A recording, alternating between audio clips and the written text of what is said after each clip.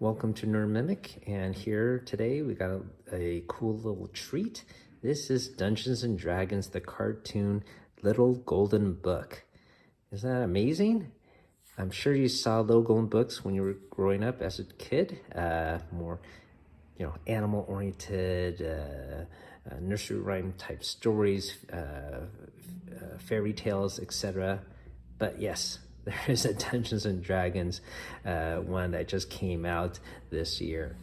All right, I was debating whether or not to read it out loud here, but I think it will. It's pretty short, just like story time for the kids.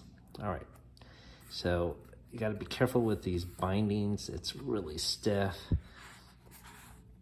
All right, so here's the title page. The adventure begins. Artwork, not actually mimicking the style of the cartoon, but still acceptable nonetheless. Here's the first page. See a mind flayer there, beholder, bullywog, and I think that's a kobold or something there, back corner.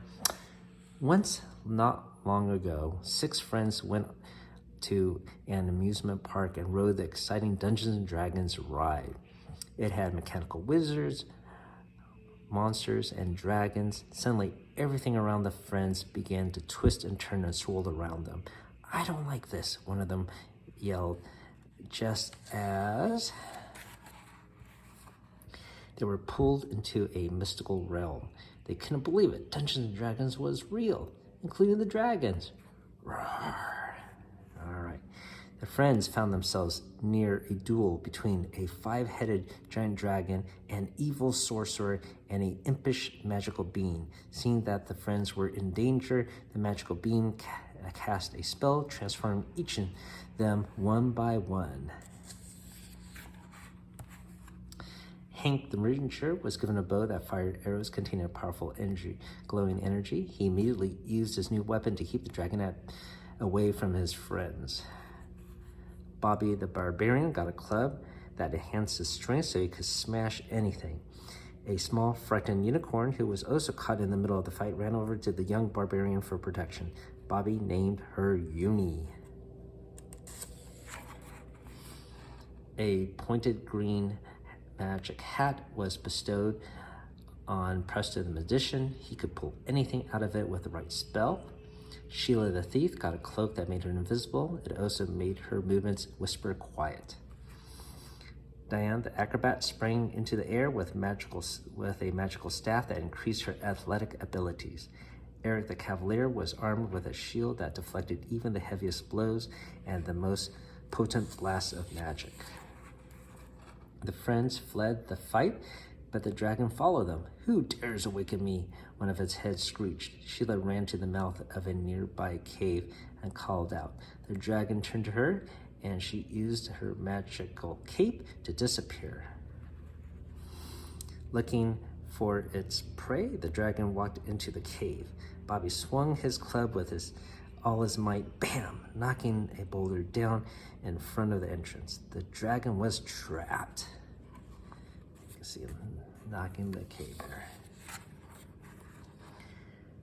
The magical being's name was Dungeon Master. He said that Tiamat, the 5-headed dragon, and Venger, the evil one-horned sorcerer, inspired fear throughout the realm. The kids asked how they could get back home. Dungeon Master told them that they might find a clue in the town of Helix, but he warned them about Venger, who could magically disguise himself. You will know his newest face by his white hair, he said. Once again, always doing riddles. On the way to Helix, the kids discovered a floating castle of Merlin the magician. They hoped he could help them return home. "Someone is going to have to help us get up there," Hank said. And just like that, a golden ladder dropped from the clouds. Merlin welcomed the friends to his castle, but Sheila remembered Dungeon Master's warning and whispered, "He's got white hair." But the old magician laughed and lifted his hat. He was completely bald. His white hair was a wig. Just then, Tiamat attacked the castle. Merlin told the lads that nothing could escape from his dungeon, so they used their magical weapons to trick Tiamat into falling through a trapdoor in the floor. Now the dragon was locked up and couldn't do any harm. There he is in the floor. Merlin promised that he would put some thought into getting the kids home, but before he could do that, he needed an assistant to share his magical knowledge with. He offered the job to Presto.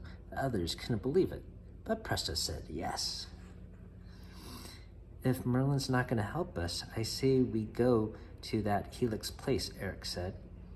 The kids wanted to wait for Presto, but Merlin told them that they should continue on their journey to find a way back to their world. In the village of Helix, the kids struck up a conversation with the villagers. And much to their surprise, they learned that Merlin had been dead for thousands of years. Wow, this rings a bell. I think it is mimicking an episode that they published. This does ring a plot point in my memory. They realized that the person they had met hadn't been holding a white rabbit. He had been holding a white hare, they said in unison, and that really meant Merlin was Venger. Back at the castle, Presto had tried to use a book of spells to find a way home, but it was just a trick by Venger.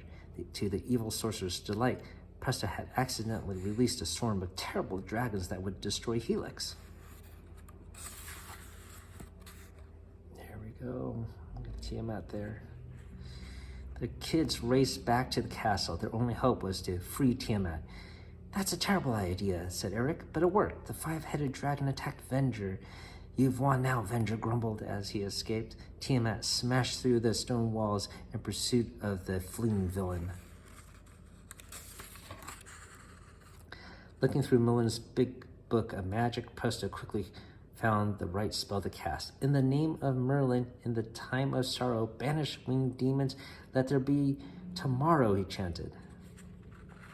With these words and a poof of magic, the dragons disappeared. You did it, Hank shouted. The village was saved and Venger had been defeated. Everyone cheered. And the final page here.